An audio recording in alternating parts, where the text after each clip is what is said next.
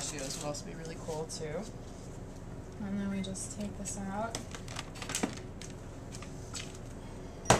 See, we've got a nice texture here.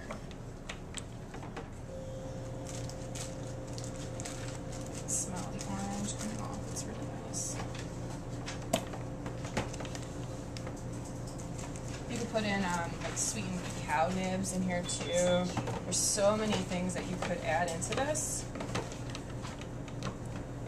So it's really nice. You could use it as the bottom of like a pie, or you could use it as you can make little cookie shapes.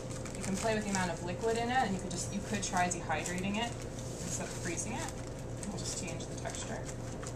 So then I'm just gonna spread it in.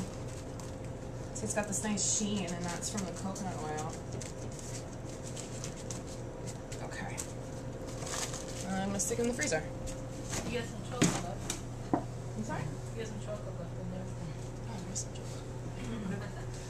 You don't want to waste any No, chocolate. definitely not.